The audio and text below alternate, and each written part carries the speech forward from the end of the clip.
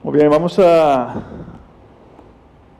leer capítulo 12 del libro de Hechos. Venimos haciendo una serie acerca de la iglesia, cómo comenzó, cómo creció, cómo se multiplicó, se extendió por todo el mundo, ¿no? Y esta mañana llegamos al capítulo 12 del libro de Hechos. Hasta aquí vamos a hacer una pausa. Aquí voy a hacer una pausa en el capítulo 12 del libro de Hechos, porque después del capítulo 12, Hechos se centra más en el ministerio de Pablo, todo lo que Pablo hizo. Sí, lo hizo por la iglesia, pero el énfasis es mucho en lo que Pablo hizo. Así que esta va a ser una pausa natural en el libro de Hechos, para la siguiente semana comenzar una miniserie de mensajes acerca del liderazgo bíblico. Le vamos a estar dando más información del por qué, ¿no? La idea es que pronto la iglesia pueda identificar a los líderes en la iglesia, pueda nominarlos y después capacitarlos para tener más líderes en la iglesia. Pero por lo pronto, Hechos capítulo 12, todo el capítulo, versículo 1 hasta el versículo 25. Escuchen lo que Dios tiene para nosotros en su palabra. En ese tiempo, el rey Herodes hizo arrestar a algunos de la iglesia con el fin de maltratarlos. A Jacobo, hermano de Juan, lo mandó matar a espada. Al ver que esto agradaba a los judíos, procedió a prender también a Pedro. Esto sucedió durante la fiesta de los panes sin levadura. Después de arrestarlo, lo metió en la cárcel y lo puso bajo vigilancia de 4 grupos de 4 soldados cada uno. Tenía la intención de hacerlo comparecer en juicio público después de la Pascua. Pero mientras mantenían a Pedro en la cárcel, la iglesia oraba constante y fervientemente a Dios por él. La misma noche en que Herodes estaba a punto de sacar a Pedro para someterlo a juicio, este dormía entre 2 soldados, sujeto con 2 cadenas. Unos guardias vigilaban la entrada de la cárcel.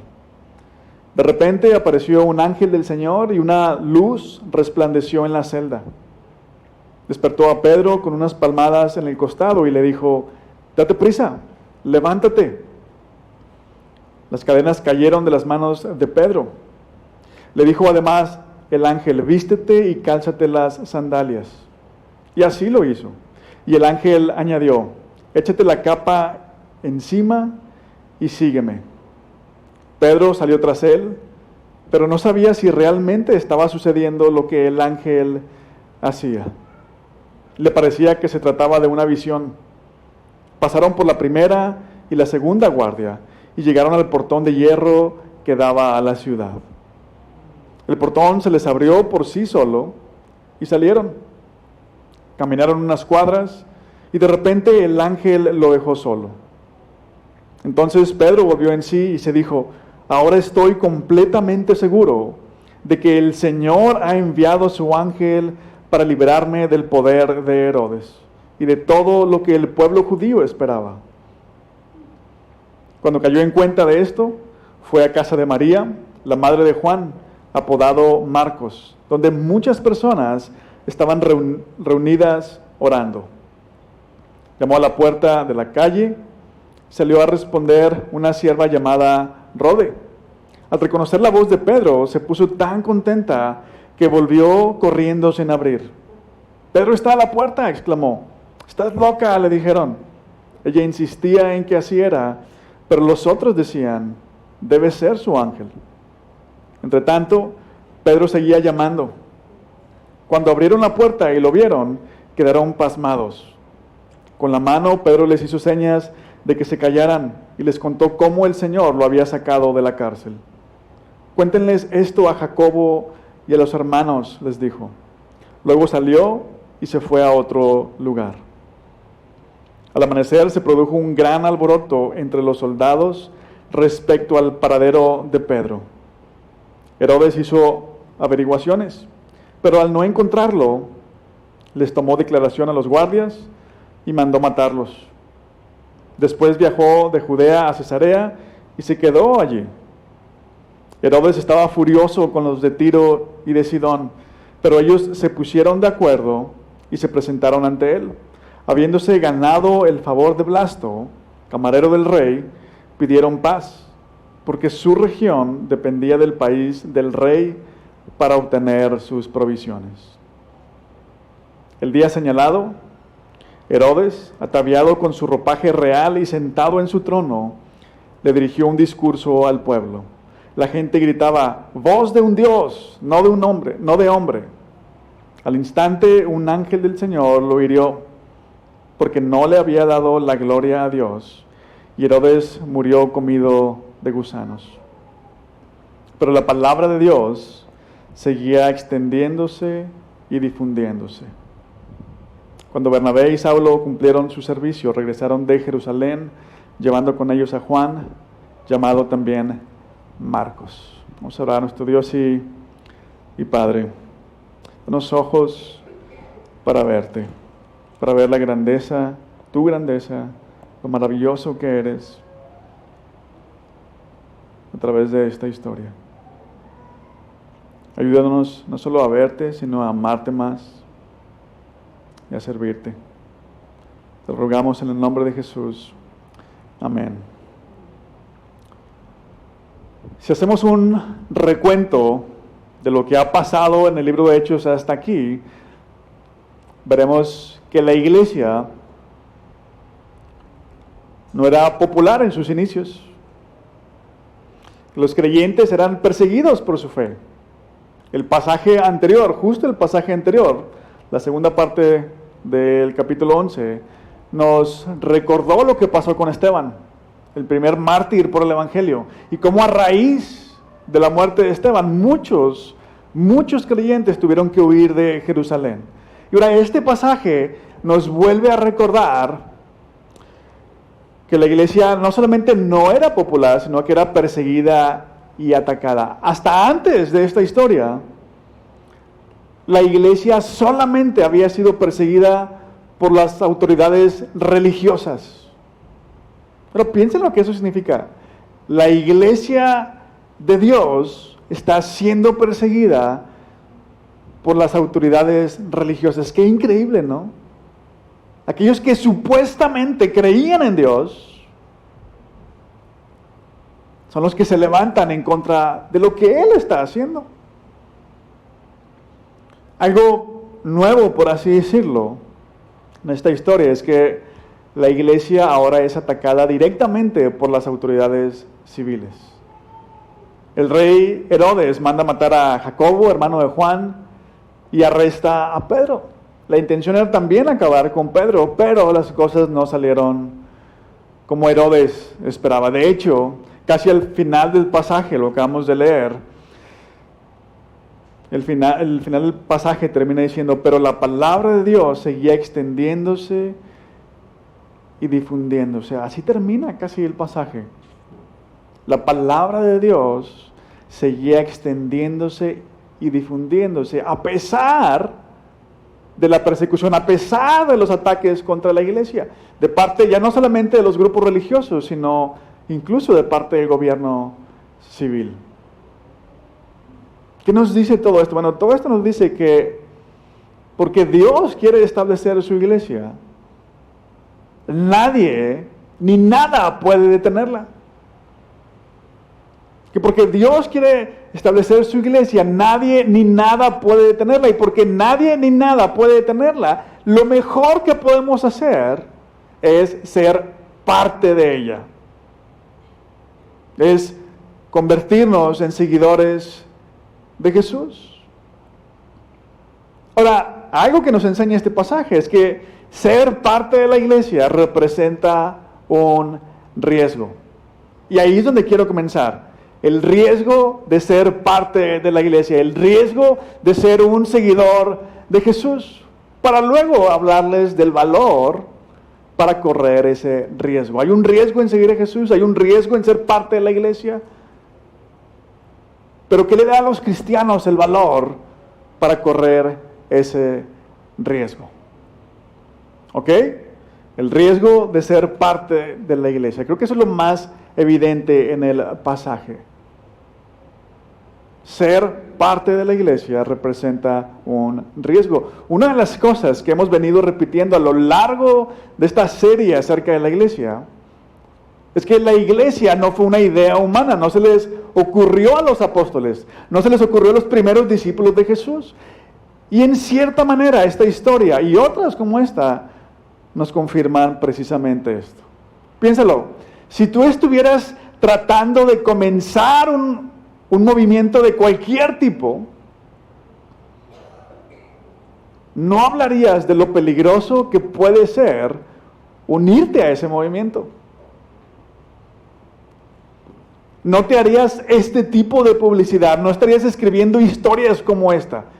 Oigan, vengan, háganse cristianos. Ah, por cierto, les va a pasar esto. No. Si la iglesia fuera un invento humano, estas historias no se hubieran escrito.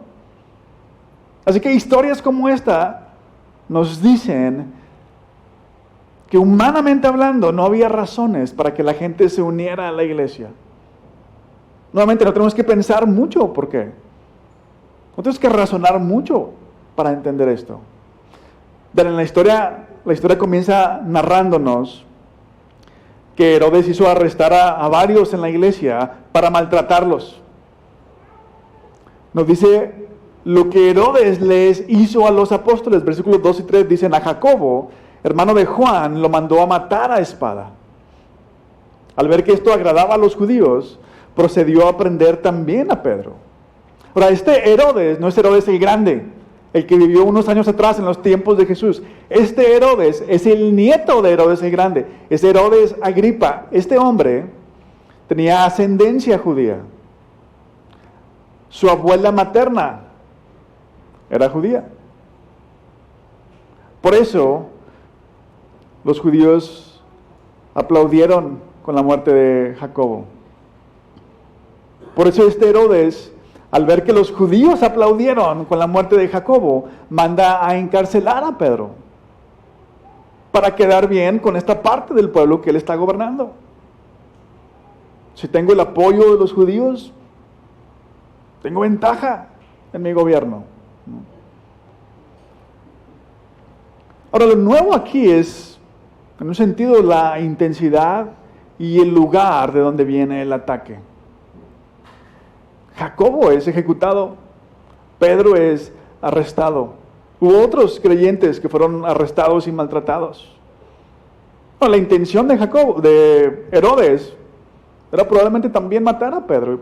La única razón por la que eso no sucedió fue porque se atravesó una fiesta religiosa que era sagrada para los judíos, y porque después de eso vemos el escape milagroso de Pedro, que estaba encadenado a 2 soldados, y afuera de la celda había otros 2 soldados, y en la puerta, en el portón del lugar donde estaba la cárcel, había otros soldados, y Pedro pudo escapar y nadie lo vio. Ahora, por las historias que hemos estudiado anteriormente, tal vez no sea una sorpresa total. Si eres un discípulo de Jesús, vas a enfrentar algún tipo de persecución. Y quienes han estado en la iglesia, quienes hemos estado en la iglesia ya por un buen tiempo, seguramente lo hemos escuchado antes. Ser un discípulo de Jesús, de alguna manera, significa ser perseguido. En el Evangelio de Juan, Jesús les dice a sus discípulos, Juan capítulo 15, versículo 20, si a mí me han perseguido, también a ustedes los perseguirán. Jesús se los dijo de antemano, si a mí me han perseguido, también a ustedes los van a perseguir. Así que en un sentido, si no estamos siendo perseguidos de alguna manera por seguir a Jesús, tal vez realmente no lo estamos siguiendo. Vean lo que le pasó a Jacobo y a muchos más. Le costó la vida. A Pedro hubiera tenido el mismo destino si no es porque el ángel lo sacó de la cárcel. Pero de hecho, más adelante, la historia extrabíblica, los historiadores nos dicen que Pedro terminó siendo crucificado por seguir a Jesús.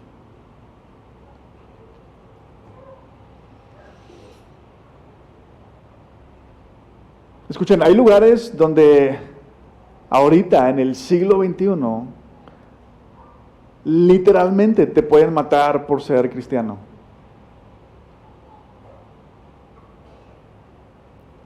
Hay lugares donde te pueden meter a la cárcel por ser cristiano.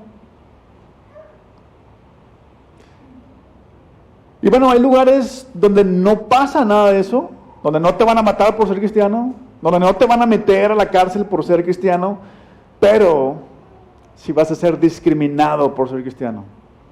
Se van a burlar de ti por ser cristiano, te van a atacar, te van a ver como el enemigo. ¿No me crees? Si usas redes sociales, di esto en tus redes sociales. Di que las relaciones homosexuales son pecado.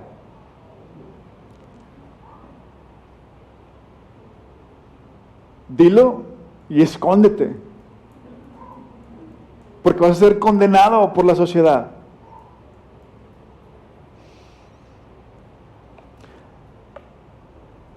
Dile a la gente que el sexo, que la intimidad está reservada para el matrimonio. Y si no te odian, se van a burlar de ti. Eso es de siglos atrás. Pero este es el cristianismo. Sí, Dios nos ama increíblemente, tanto que se hizo hombre y recibió el castigo que nuestros pecados merecen para perdonarnos. Pero al mismo tiempo, vamos a ser perseguidos por creer y seguir a este Dios. Cualquier cosa diferente a esto no es el mensaje de la Biblia. Ahora, esto no significa que los cristianos somos masoquistas. La invitación no es a sufrir, vente a sufrir. No, la invitación es a seguir a Jesús. Y cuando lo hacemos, porque nos parecemos a Él, vamos a enfrentar persecución de alguna manera. Ahora, lo increíble de todo esto es que aún sabiendo esto, aún viendo esto, mucha gente aceptaba el mensaje, mucha gente se convertía. ¿Por qué? Hablemos del valor para correr el riesgo. ¿Por qué la gente, sabiendo lo que les pasaba a los creyentes, a los cristianos, tenía las agallas para correr el riesgo de convertirse en un cristiano, de hacerse parte de la iglesia? Vean, el pasaje nos habla de varias situaciones que nos dicen por qué podemos creer y seguir a Jesús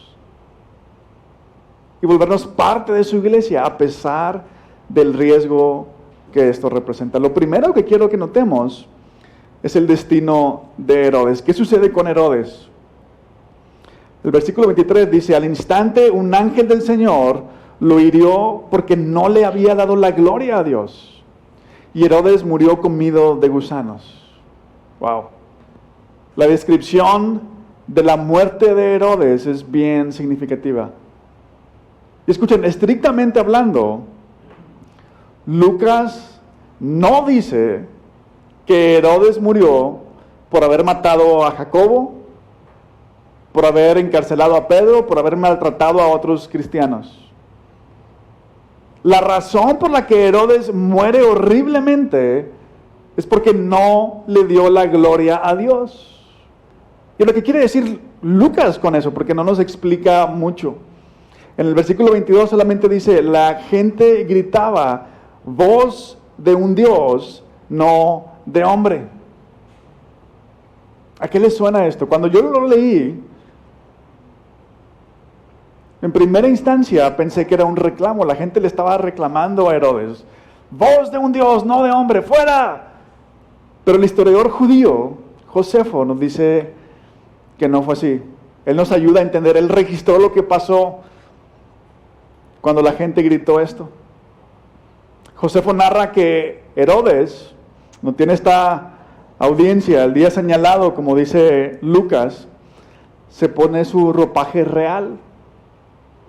Y Josefo nos dice que ese ropaje real estaba hecho de hilos de plata. Hilos de plata. Entonces imagínense, salía el sol, iluminaba a Herodes, su ropaje real, ¿no? Los rayos del sol le pegaban y ¿qué sucedía? Deslumbraba a todo mundo. El grito de la gente no era un reclamo, eran los gentiles, los que no eran judíos, dándole atributos divinos. ¡Un Dios! ¡Herodes! Esa es la razón por la que Herodes murió horriblemente. No reconoció que era solamente un hombre. Sí era un hombre poderoso, pero al fin y al cabo, un simple mortal. Y esta es la primera situación que nos da el valor para correr el riesgo de aceptar el mensaje, de seguir a Jesús. ¿Por qué? Porque esta situación nos está diciendo que no importa quién sea, Dios va a acabar con cualquiera que se oponga a su reino, con cualquiera que se oponga a su pueblo, a uno de los miembros de su pueblo. No importa que sea el hombre más poderoso del mundo, Dios lo va a aplastar. Y cuando Dios hace eso, no está siendo injusto. Dios nunca es injusto. Veamos quién era Herodes. Mandó matar a Jacobo sin ningún motivo fuera de ser cristiano. Encarceló a Pedro, maltrató a otros cristianos, mandó a ejecutar a los soldados. Ahora, sí, ellos eran responsables de vigilar a Pedro, pero eran inocentes. Ellos no ayudaron a Pedro a escapar. Ni siquiera supieron qué pasó con Pedro. Estaban encadenados a él. Y este hombre Herodes los mandó a matar. Aún los gobernantes más poderosos le responden a Dios. ¿No te da eso paz? Aún los gobernantes más poderosos le responden a Dios. Y Dios puede aplastarlos en un instante. Acabamos de pasar por esta semana electoral. Puedo descansar porque Dios le va a pedir cuentas a nuestra nueva presidenta. Ahora, además de esto, el pasaje dice lo siguiente, versículo 5. Mientras mantenían a Pedro en la cárcel, la iglesia oraba constante y fervientemente a Dios por él. ¿Qué significa esto? Significa que Dios verdaderamente escucha nuestras oraciones. Dios verdaderamente nos escucha. Dios tiene un plan maestro, ¿no? Y en ese plan maestro no era el tiempo de Pedro, porque más adelante Pedro sí iba a morir por Jesús. Dios tiene un plan maestro para Pedro, pero hay un factor humano. Sí, Dios tenía otros planes para Pedro, pero aquí parte de la razón por la que Pedro fue librado de morir fue por la oración de la iglesia. Y esta es una segunda razón que nos da el valor para correr el riesgo de aceptar el mensaje, de seguir a Jesús, de creer en Él, de confiar en Él. Dios escucha las oraciones de su pueblo y Dios nos libra cuando es necesario. Y no solamente Dios nos libra cuando es necesario, sino que cuando es necesario nos libra incluso de manera sobrenatural. Vean el escape de Pedro nuevamente. 4 guardias lo están vigilando todo el tiempo. Está encadenado a 2 de ellos. Está en una reja, una prisión de máxima seguridad. 4 guardias, 4 horarios de guardias, ¿no? Pero Dios lo libró.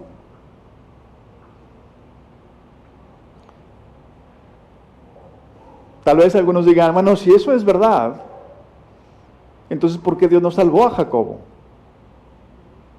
Y la respuesta corta que tengo para ti es, no lo sé. Si Dios salvó a Pedro y no a Jacobo, ¿por qué no salvó a Jacobo? No sé. Pero lo que sí sé es lo siguiente.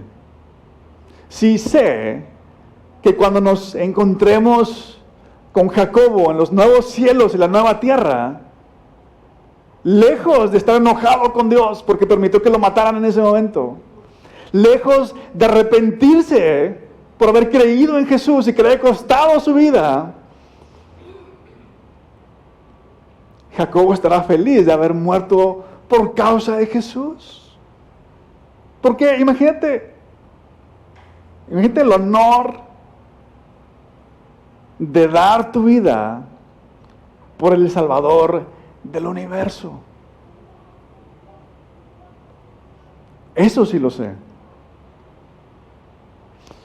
Y aquí una tercera razón que nos da el valor para correr el riesgo de creer, de aceptar, de seguir a Jesús.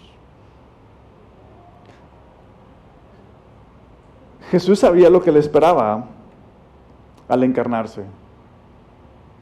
Jesús sabía que iba a sufrir, que iba a ser malentendido, que iba a ser perseguido, que iba a ser atacado, que iba a ser abandonado por su familia, por sus amigos. Jesús sabía que iba a morir por nuestro pecado. Sabía que por nuestro pecado el Padre lo iba a abandonar por un momento, porque estaba cargando con nuestros pecados y Dios no puede ver el pecado. Literalmente ese es el infierno. Jesús sabía que para salvarnos tenía que atravesar el infierno. Ahora imagínate ser abandonado por la persona a la que has amado toda tu vida. Eso sucedió por un momento en la cruz. Jesús sabía que eso lo esperaba y aún así lo hizo. Por amor a nosotros, por amor a su pueblo.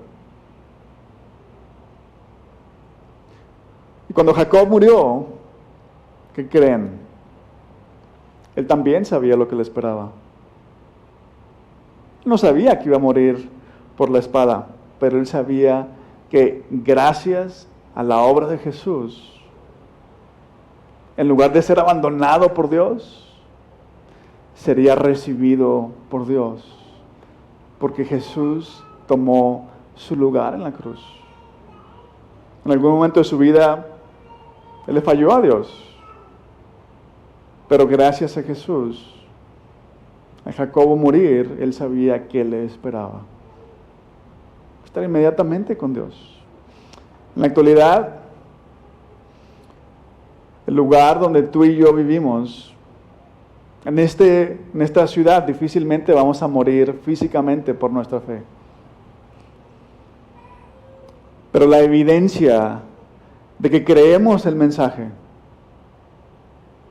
la evidencia de que estamos siguiendo a Jesús, es que morimos a nuestra independencia, de que morimos a nuestro derecho de decidir lo que es mejor para nosotros. Morimos a la idea de ser los dueños de nuestra propia vida.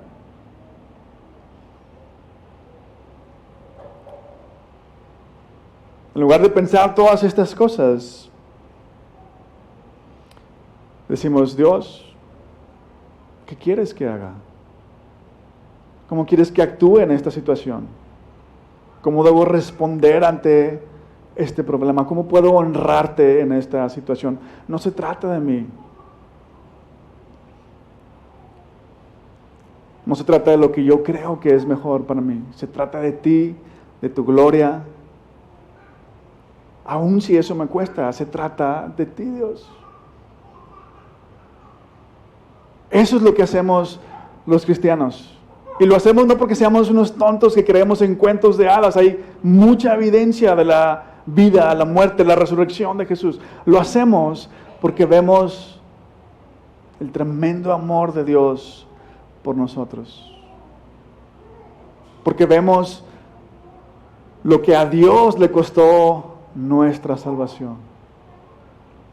Estábamos perdidos y Jesús experimentó el infierno para que nosotros podamos experimentar la presencia de Dios. Y cuando experimentamos la presencia de Dios, no importa la situación que atravesemos. Cuando experimentamos la presencia de Dios, somos capaces de descansar en medio del peor ciclón, en medio de la peor tormenta. Hace muchos años viví en Estados Unidos, en un estado donde era el tercer estado con huracanes más fuertes, con tornados más fuertes. Y en una ocasión había una lluvia, una tormentilla y yo dormí bien tranquilo, no escuché nada. Al día siguiente fui a comer a un restaurante y me pregunta uno de los inversionistas del proyecto que estábamos desarrollando: oye, ¿cómo estuvo la tormenta aquí por esta zona? Dije, no, bien tranquilo, o sea, yo dormí, no escuché nada. Y justo en el restaurante donde estábamos comiendo, estaban las noticias, dice, oye, ¿cómo que no pasó nada? Mira el tormentón que pasó por aquí. Yo no escuché absolutamente nada. Y eso es lo que pasa con Pedro, vean. Pedro está en la cárcel, está encadenado a 2 soldados, a 2 guardias. Y está dormido. Acaba de ver que mataron a Jacobo y él está dormido. El ángel tiene que moverlo para despertarlo. ¡Hey, Pedro, vámonos!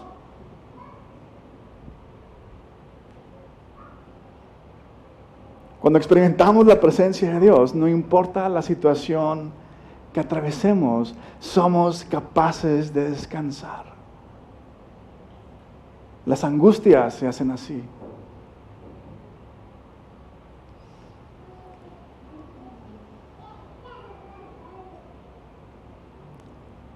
David escribe en el Salmo 3, yo me acuesto, me duermo y me vuelvo a despertar porque el Señor me sostiene. ¿Y saben cuándo escribió eso? Cuando su hijo Absalón quería matarlo. Yo me acuesto, me duermo y vuelvo a despertar porque el Señor me sostiene. ¿Has experimentado la presencia de Dios? Puedes dormir como bebé.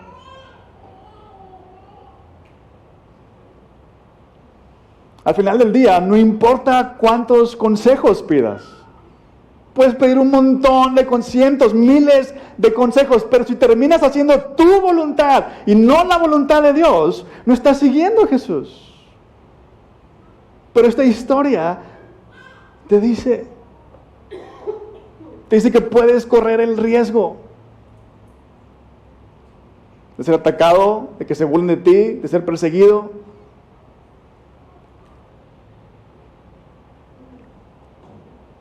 Te dice que si corres el riesgo, entonces serás capaz de enfrentar las peores tormentas. Y en medio de las tormentas, tener paz.